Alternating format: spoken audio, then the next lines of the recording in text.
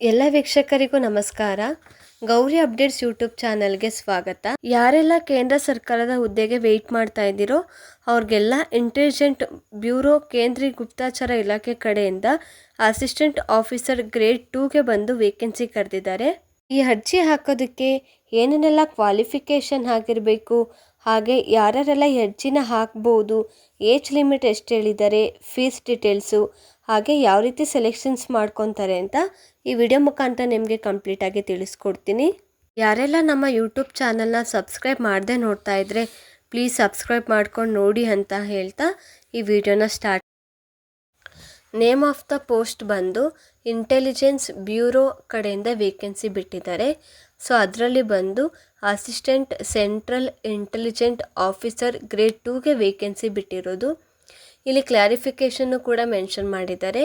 General central service ಇರುತ್ತೆ, ಹಾಗೆ group C ಹುದ್ದೆ ಆಗಿರುತ್ತೆ.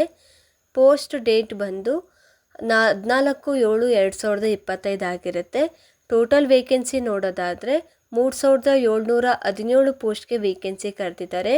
ಜಾಬ್ ಲೊಕೇಶನ್ ಬಂದು ಆಲ್ ಓವರ್ ಇಂಡಿಯಾ ಇರುತ್ತೆ.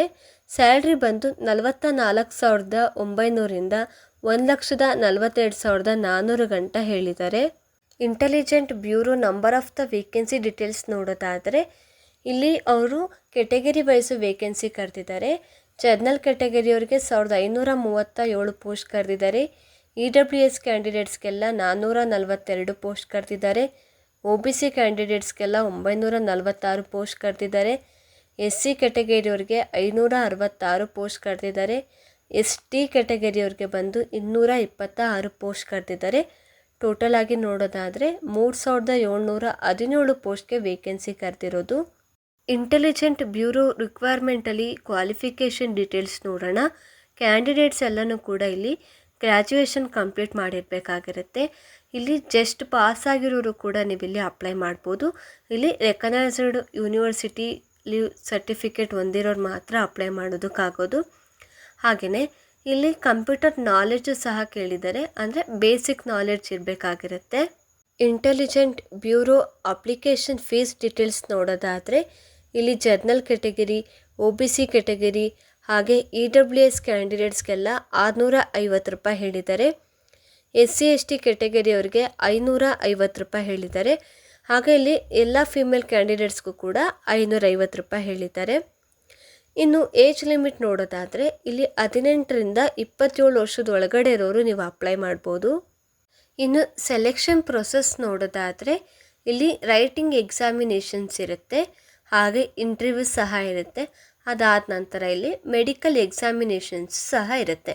ಓಕೆ, ಸೆಲೆಕ್ಷನ್ಸ್ ಆದಮೇಲೆ ನಿಮಗೆ ಯಾವ ರೀತಿ ಕೆಲಸ ಇರುತ್ತೆ ಅಂತ ನೋಡೋದಾದರೆ ಏರ್ಪೋರ್ಟಲ್ಲಿ ಬಂದು ಈ ಗೂಡ್ಸ್ ಚೆಕ್ ಮಾಡೋದು, ಹಾಗೆಯೇ ಈ ಪಾಸ್ಪೋರ್ಟ್ನ ಚೆಕ್ ಮಾಡೋದು, ಹಾಗೆ ಗುಪ್ತಚರಿ ಕೆಲಸಕ್ಕೂ ಸಹ ಇರುತ್ತೆ.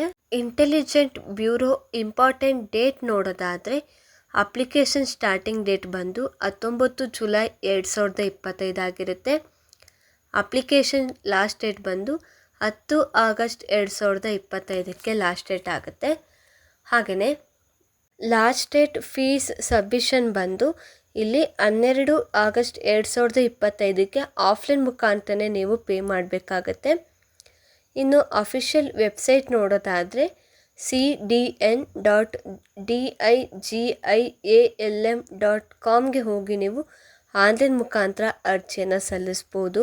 ಈ ಮಾಹಿತಿ ನಿಮಗೆ ಇಷ್ಟ ಆದರೆ ಪ್ಲೀಸ್ ಒಂದು ಲೈಕ್ ಮಾಡಿ, ಹಾಗೆ ನಮ್ಮ ಯೂಟ್ಯೂಬ್ ಚಾನಲ್ನು ಕೂಡ ಸಬ್ಸ್ಕ್ರೈಬ್ ಮಾಡ್ಕೊಳ್ಳಿ. ಇನ್ನೊಂದು ಮಾಹಿತಿ ಜೊತೆ ಮುಂದಿನ ವಿಡಿಯೋದಲ್ಲಿ ಸಿಗೋಣ.